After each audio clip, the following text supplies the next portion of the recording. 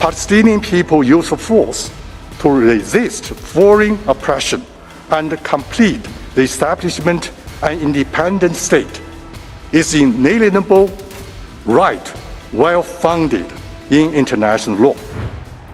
On the fourth day of the hearing of a case questioning Israel's decades-long occupation of Palestinian territories at the International Court of Justice, China, much like the rest of the dozens of countries presenting their argument at The Hague, criticized Tel Aviv for deliberately preventing Palestinian self-determination. However, it went one step ahead when it explicitly, in no unclear terms, defended the right of Palestinians to achieve self-determination, even through an armed struggle.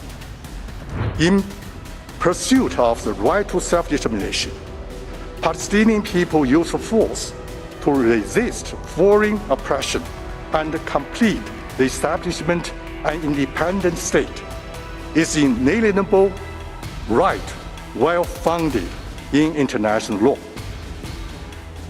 Various people freed themselves from colonial rule and foreign oppression to realize independent statehood after World War II. Their practices serve as convincing evidence for the right. And the Chinese representative backed his arguments not with rhetoric, but by citing and quoting international conventions that protect this right. Armed struggle, in this context, is distinguished from acts of terrorism. It is grounded in the international law. This distinction is acknowledged by several international conventions. For example, Article 3 of the OAU Convention on the Prevention and Combating the Terrorism of 1999 provides that, I quote, "The struggle waged by peoples in accordance with the principle of international law for their liberation of self-determination, including armed struggle, against colonialism, occupation, aggression, and domination by foreign forces, shall not be considered as terrorist acts." However, Beijing stressed that genuine acts of terrorism are another matter. Israeli authorities since 1967 have illegally occupied the West Bank and East Jerusalem, part of Palestine under the United Nations determined division of historic Palestine in 1948, running a system that restricts the citizenship rights of Palestinians, hampers their free movement, and strips them of ancestral lands. Between 1967 and 2005, Israel also directly occupied Gaza, and since 2007 has imposed a land, sea, and air blockade on the coastal enclave.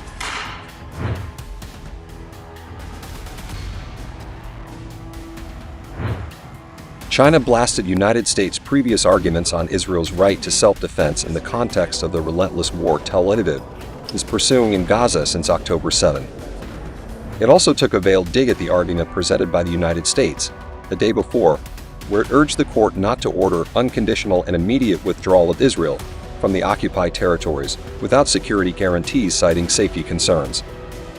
The Chinese representative called out Israel as a foreign nation occupying Palestine and stressed that the right to self-defense lies more with the Palestinians than with the Israelis. It is more urgent than ever to proceed to a Palestinian state, one that also ensures the security of Israel and makes the necessary commitments to do so. In light of these considerations, the court should not find that Israel is legally obligated to immediately and unconditionally withdraw from occupied territory. The exercise of the right to self-defense as an inherent right of states is contingent upon the occurrence of the armed attack against territorial sovereignty of a state. When can an occupying power invoke the right of self-defense? It hinges on whether the armed attack occurs in the occupied territory or within its own territory. In the occupied territory, the right of occupying power to self-defense depends on the legitimacy of the occupation per se. If occupation is unlawful, the occupying power can neither acquire territorial sovereignty nor resort to self-defense against armed attack that occurred in the occupied territory. Beijing also countered Israel and its staunch ally Washington's suggestion to the ICJ that it should stay out of a bilateral issue between Israel and Palestine. Others have asked you to broadly construe the questions and the law. They have asked you to try to resolve the whole of the dispute between the parties through an advisory opinion addressed to questions focusing on the acts of only one party. The United States disagrees with that this approach would be consistent with the Court's role within the United Nations or the established UN framework for achieving peace through negotiations. The Court has jurisdiction over this case, and there is no compelling reason for the Court to decline to exercise its jurisdiction. First, the subject of present request falls within competence of the General Assembly and has always been on its agenda. Therefore, the Court, by rendering advisory opinion in this case, would not circumvent the principle of consent in the settlement of bilateral dispute. The question of Palestine with origin in this mandate system on the League of Nations go beyond the scope of bilateral affairs between Palestine and Israel. It directly relates to the responsibility of the UN on international peace and security.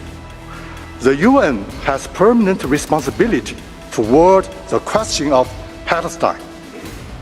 Second, the issuance of advisory opinion by the Court would not contradict the established legal framework or disrupt negotiations to settle the question of Palestine in accordance with international law.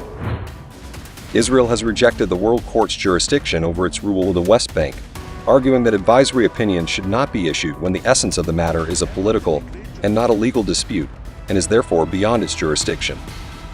The ICJ is hearing from about 52 countries on their opinion about the occupation and is part of a push by Palestinians to get international legal institutions to examine Israeli policy. The judges are expected to take roughly 6 months to issue an opinion. A ruling from the ICJ in this case will only be an advisory opinion and non-binding and have very little impact or legal ramifications for Israel. Nevertheless, the status and prestige of the ICJ means that what transpires in The Hague will have some symbolic importance to Israel's international and diplomatic standing.